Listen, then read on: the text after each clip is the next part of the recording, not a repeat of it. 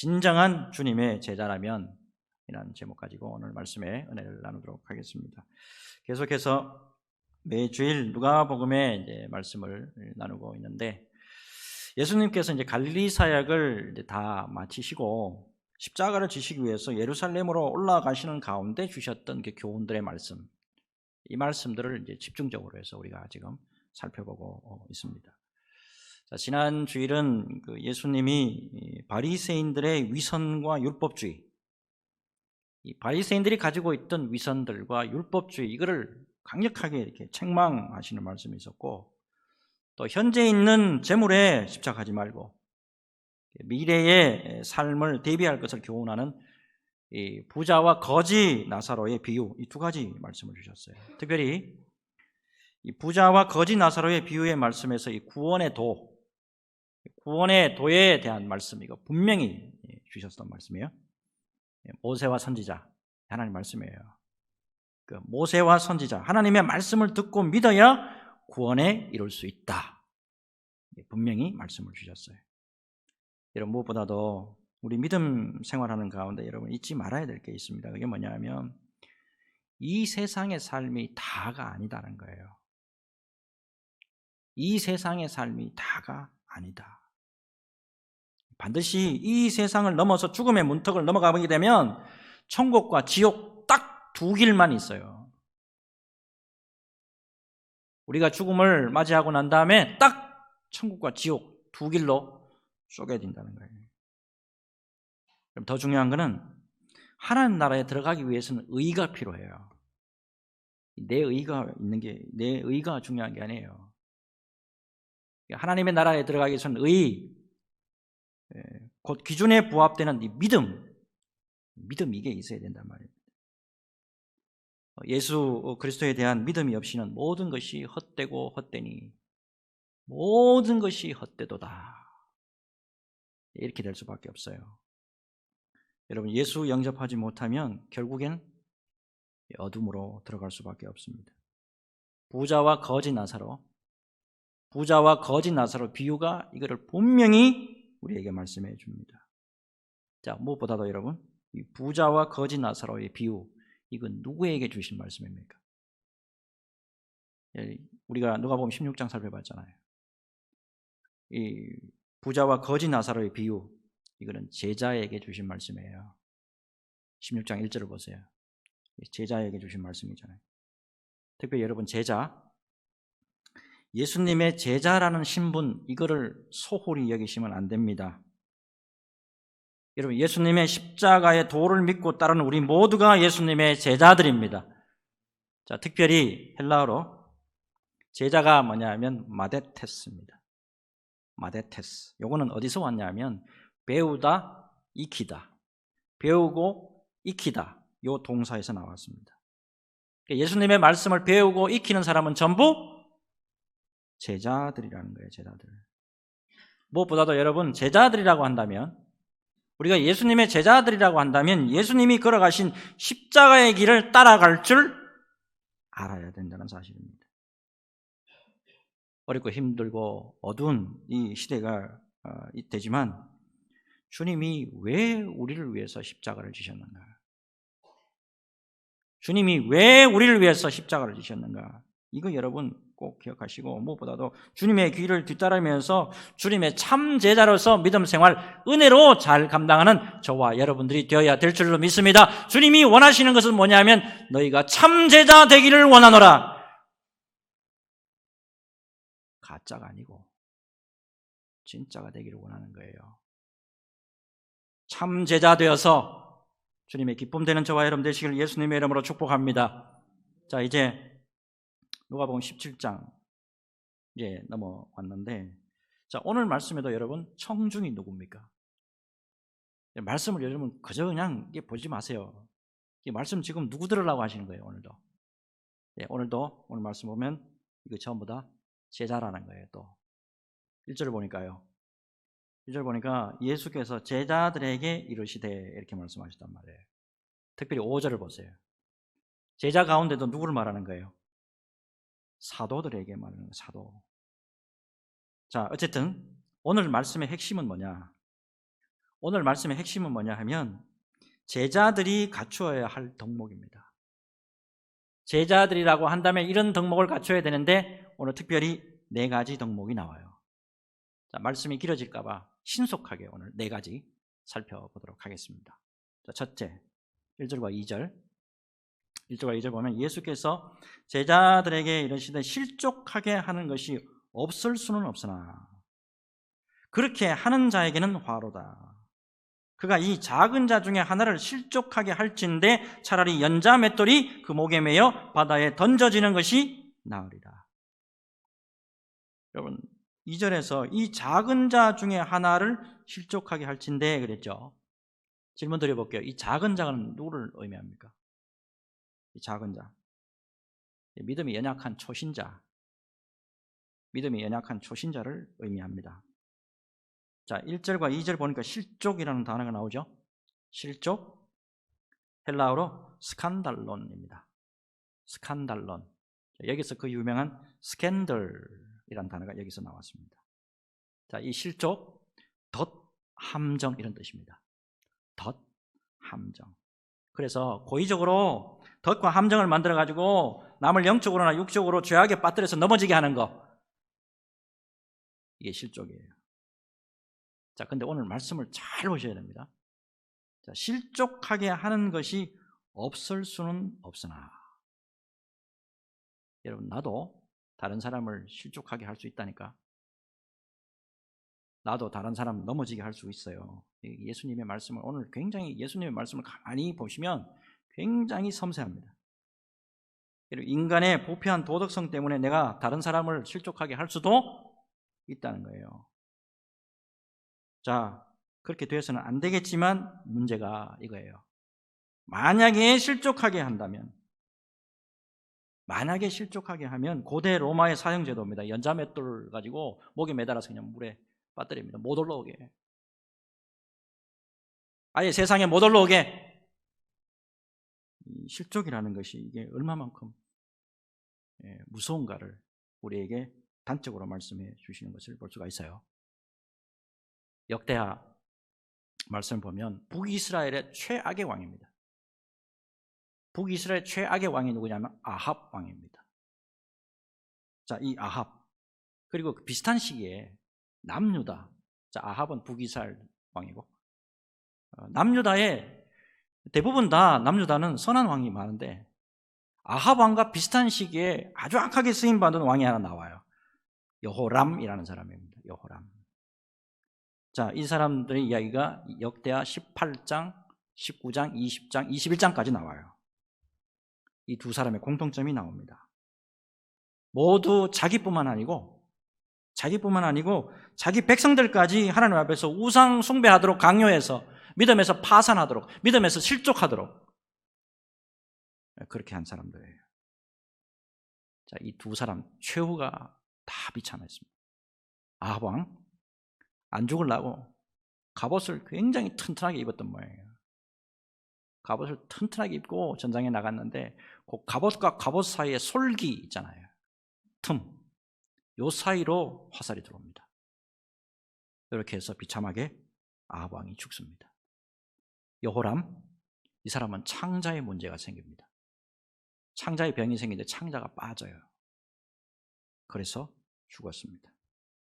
믿음의 사람들을 실족하게 했을 때, 믿음의 사람을 실족하게 했을 때 하나님의 보응이 얼마나 무서운가 말씀대로 나와요.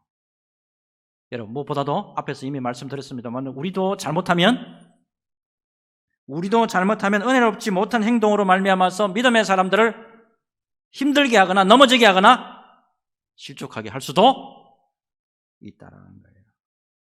사역을 하면서 꽤 많이 봐왔습니다. 실족하게 하는 분도 힘들고 실족 당한 분도 힘들어하더라고요. 둘 다 힘들어요. 여러분 무엇보다도 우리의 모든 삶 가운데 실족하게 하는 일, 그리고 실족하게 되는 일이 없도록 주님의 앞에서 우리가 깊은 기도하면서 주님의 은혜를 덧입어야 될 줄로 믿습니다. 이거 여러분, 우리가 실수하고 허물하고 죄범하는 거 이거 순식간입니다. 하나님의 은혜가 아니면 순식간에 다 넘어져요. 언제나 기도하시면서 하나님의 은혜를 덧입기 원합니다. 주님, 우리에게 하나님의 은혜를 덧입기를 원합니다. 우리에게 은혜로 언제나 덧입는 은혜로 말미암아 반듯하게 세워지는 은혜가 있기를 소원합니다. 기도하는 저와 여러분 되시기를 예수님의 이름으로 축복합니다. 두 번째, 제자로서 지켜야 할 덕목입니다. 3절 4절. 3절 4절 보세요. 너희는 스스로 조심하라. 만일 내 형제가 죄를 범하거든 경고하고 회개하거든 용서하라. 만일 하루에 7번이라도 내게 죄를 짓고 7번 내게 돌아와 내가 회개하노라 하거든 너는 용서하라 하시더라. 말씀이 굉장히 섬세합니다. 오늘 보니까 형제가 죄를 범하면 경고하고, 강단에서 여러분 주의 종이 죄 때문에 경고할 때가 있습니다. 여러분들 미워해서 그런 게 아니에요. 또 찔린다고 해서 또 나를 친다라고 생각하지 마세요. 분명히 말씀을 기준으로 해서 말씀드리는 거예요. 형제가 죄를 범하면 경고를 하고 말씀대로 선포하는 거예요. 자, 근데 오늘 말씀 보니까 만약에 회개하면 용서하라 말씀하고 있어요. 특별히 4절을 보세요. 4절 보면 이 회개에 대한 완전한 용서를 말합니다. 자, 4절 다시 한번 봅시다. 만일 하루에 7번이라도 내게 죄를 짓고 7번 내게 돌아와 내가 회개하노라 하거든 너는 용서하라 하시더라. 왜 용서해야 되느냐? 여러분, 우리 주님의 용서 때문에 그래요. 우리 주님 예수님이 무한대의 사랑으로 십자가에서 나를 다 용서해 주셨다고. 내가 과거에 지었던 죄, 현재 지었던 죄, 짓고 있는 죄, 미래도 지을 죄, 이 모든 죄를 다 용납하시고 용서해 주셨단 말이에요.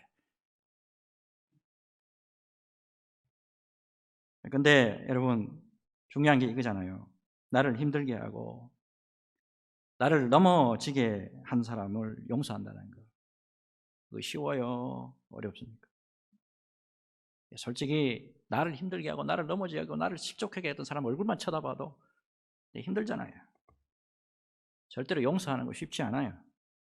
어떤 데 보면 용서했습니다. 겉으로는 내 용서했습니다. 그런데 앙금이 남아가지고 지금까지 막 고통스러워하는 분, 네, 봤어요. 부목사로 사역할 때입니다.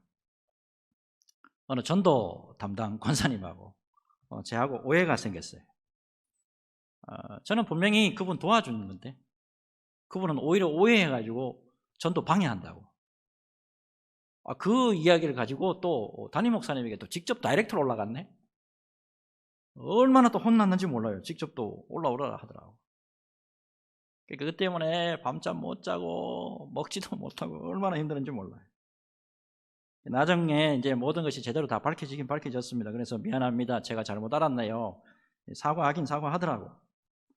근데 용서하는 거 참 힘들더라고. 솔직히 말해서. 얼마나 힘들었는지 그동안에 고생인 걸 생각하면 쉽게 용서가 되고 쉽게 용납되는 게 아니더라고 보니까.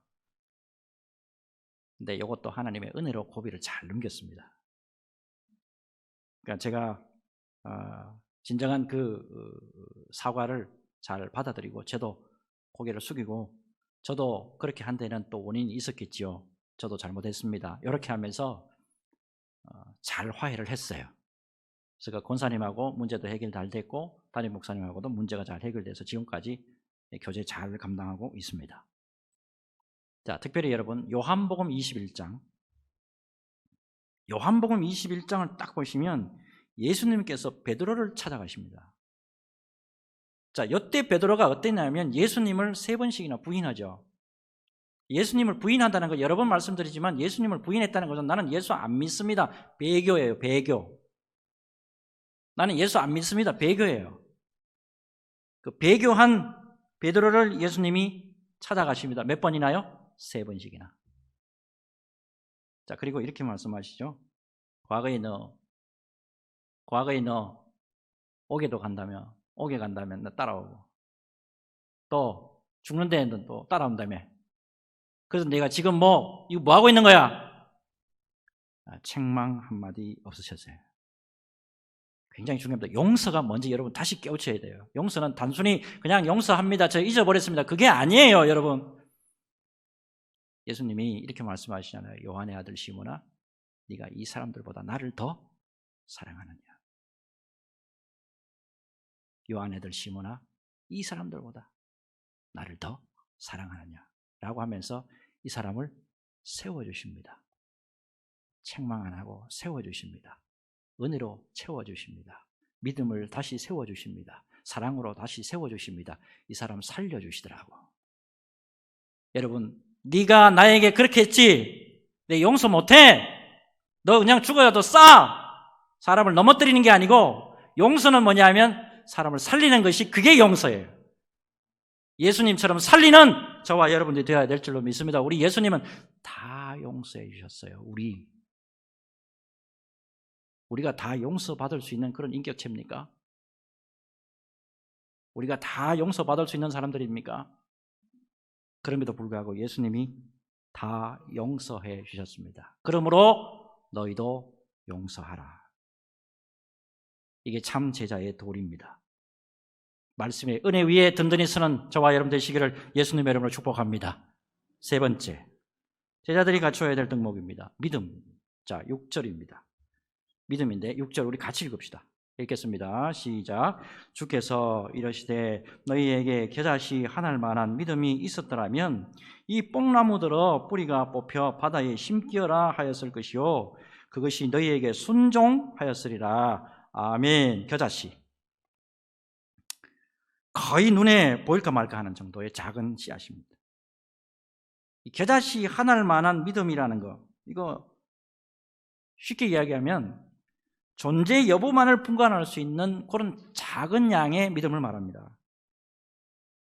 예수님의 말씀은 그런 작은 믿음이라고 할지라도 그게 진실된 믿음이 된다면 엄청난 힘이 될 거야 라는 말씀입니다.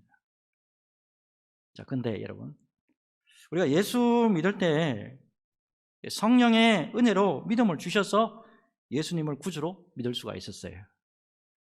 내가 예수 믿었다라고 우리는 고백하지 않죠. 우리 장로교는 성령께서 우리를 믿게 해 주셨습니다. 예수님께서 믿게 해 주셨습니다. 하나님께서 믿게 해 주셨습니다. 이거잖아요. 자, 이거는 믿음에 있어서 가장 기초적인 믿음이에요. 예수 믿는 믿음. 자, 근데 믿음의 길을 걸어가면서 이제 이 모양 저 모양으로 우리 앞에 큰 일, 작은 일이 놓여요. 특별히 우리가 감당하지 못할 일이 이제 있다고요. 자, 이때 믿음으로 잘 넘어가는 분이 있는가 하면 믿음으로 잘 못 넘어가서 허우적대는 분들이 계시죠.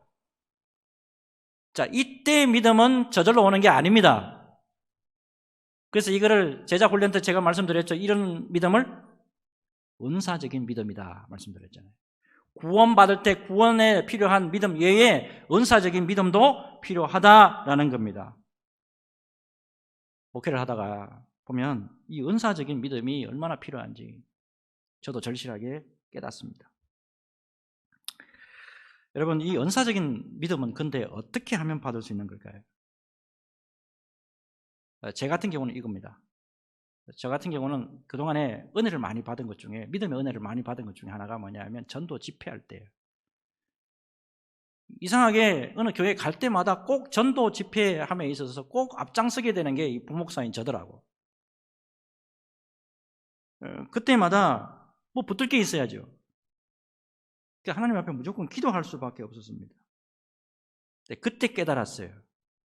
무조건 기도해야 되겠다 싶어서 그냥 무작정 앉아서 기도 많이 했습니다.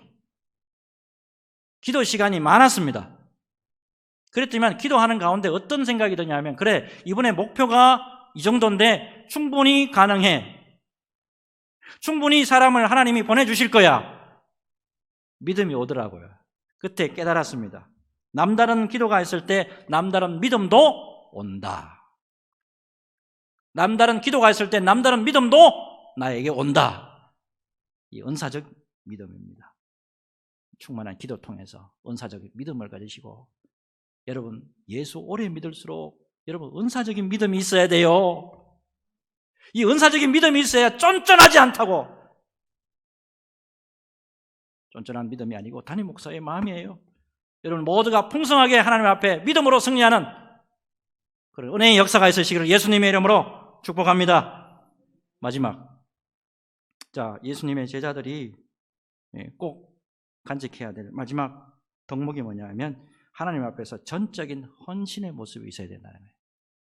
전적인 헌신의 모습. 자, 7절, 8절 같이 읽습니다.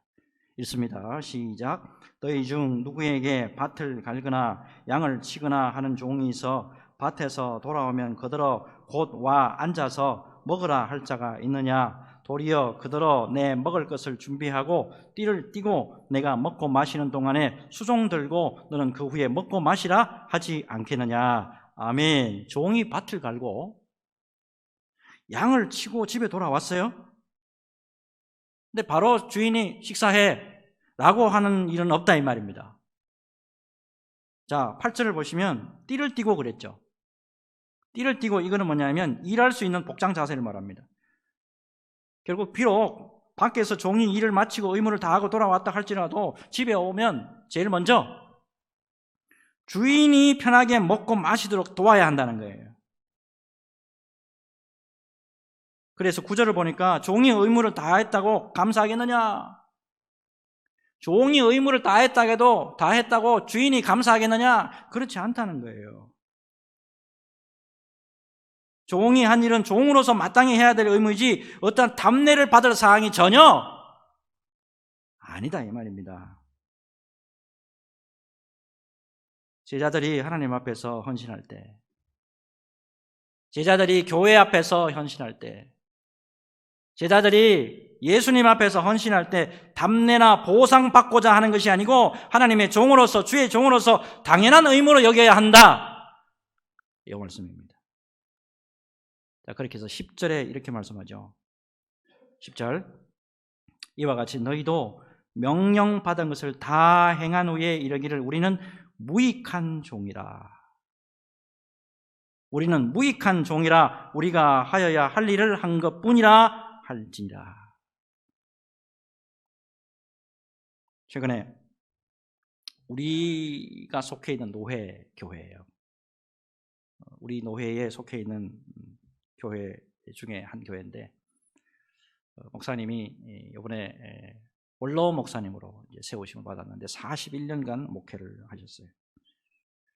참 모든 면에 있어서 참 모범이 되시고 신실하신 그런 목사님이신데 저에게는 특별히 총신대학교 직계 선배고 총신신대원도 직계 선배이기도 해요.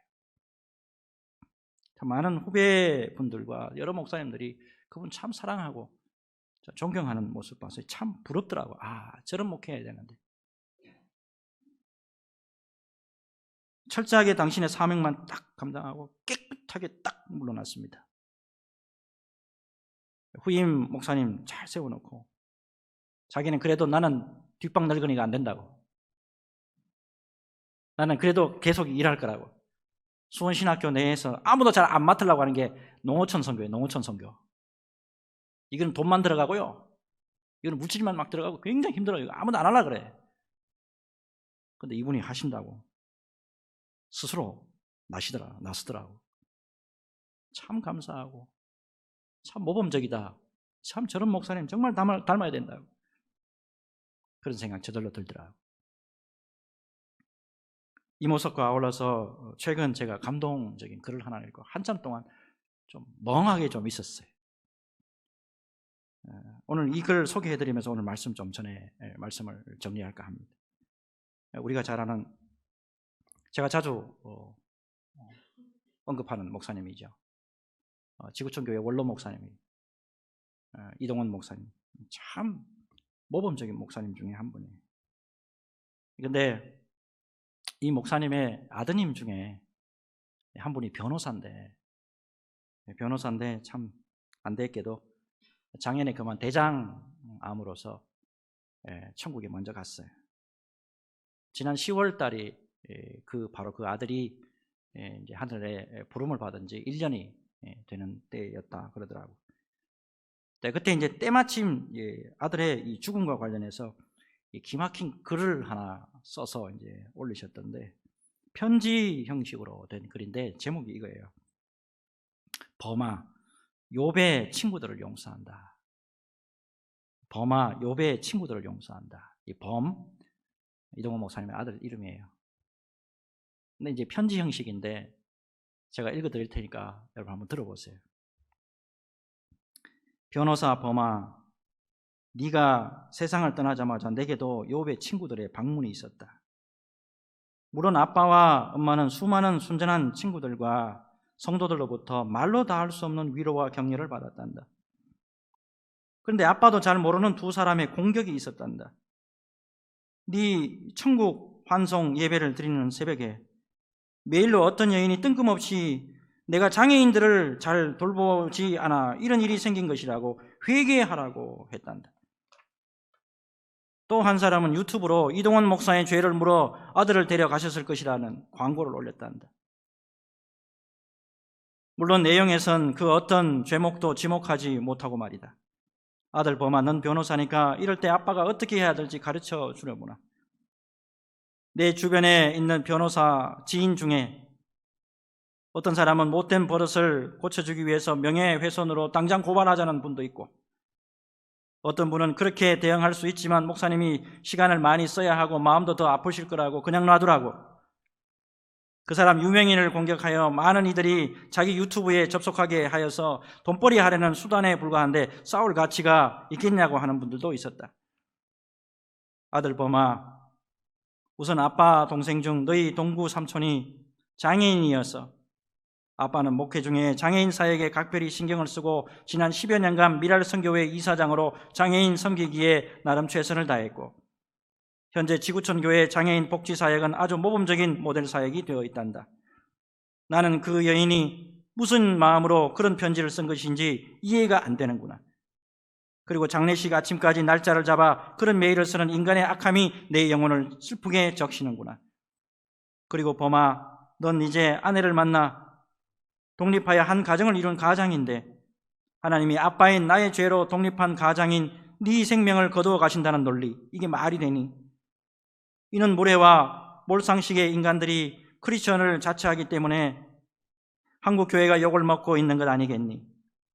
물론 하나님 앞에서는 내가 전적으로 깨끗하다고 자처하고 그렇게 말하기는 어렵겠지만 나 때문에 널 데려가신다니, 성경의 하나님은 그런 하나님은 결코 아니라는 건 너도 동의하지? 참 마지막 글이 감동적이에요. 마지막 글. 정말 감정으로는 당장 이런 인생들을 고발하고 싶었지만 또 한편 이것도 하나님의 궁극적인 주권 아래 허용된 일이라면 나를 빚어 연단하시는 하나님의 손길로 수용하는 것이 최선이라 생각되었단다. 그리고 너도 그것을 기뻐하리라 생각되었다. 네 음성이 이렇게 들리고 있었다. 아빠 용서해주고 다 잊어버려. 아빠는 해야 할 더 큰 일들이 많이 있잖아. 복음 전하고 설교하는 일만으로 바쁘잖아. 그래, 네 말대로 그 불쌍한 인생들을 용서하기로 했다. 잘했지 아들아.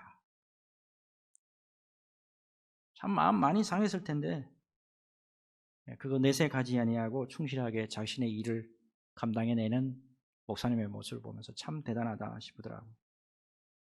여러분, 무엇보다도 주님 앞에서 귀한 일들을 많이 해 오셨음에도 참 불구하고 모두가 주님의 은혜로 했습니다. 모두가 주님의 은혜로 사역을 감당할 수 있었기 때문에 무익한 종으로서 할 일을 했을 뿐입니다 라는 그런 자세로 참 납작하게 낮아지는 모습이 참 제게 마음에 와닿았어요. 끝까지 어떻게 우리가 사역을 감당하고 끝까지 어떻게 우리가 직분을 감당해야 되는지 이 예화가 충분히 저와 여러분들에게 은혜로 다가올 줄로 믿습니다. 여러분 잊지 마시기 바랍니다. 처음부터 우리 예수 믿는 가운데 예수 믿게 하신 분이 누구냐 하면 우리 예수님이에요. 그리고 지금까지 직분 감당하고 지금까지 사역을 감당해온 분도 예수님이라는 사실을 잊지 마세요. 그리고 끝까지 사명을 감당할 수 있도록 끝까지 우리를 붙들어 주시고 저 천국까지 내 손을 놓지 않고 끝까지 데려가 주실 분도 우리 예수님이라는 거 잊지 마시기 바랍니다. 여러분, 우리의 힘과 의가 아니에요. 그렇기 때문에 언제나 겸손한 마음과 자세로 나는 무익한 종입니다. 나는 무익한 종입니다. 이 믿음의 자세로 우리의 달려갈 길을 잘 달려가야 될 줄로 믿습니다. 오늘 말씀 새기시면서 주님의 참된 제자로서의 도리, 주님의 참된 제자로서의 도리 꼭 기억하시고, 주님 이 길로만 우리가 곧장 잘 달려가기를 원하오니 주님이여 은혜로 함께하여 주옵소서. 은혜로 붙잡아 주옵소서. 은혜로 역사하여 주옵소서. 기도하면서 승리하시기를 주 예수님의 이름으로 축복합니다. 축복합니다. 주님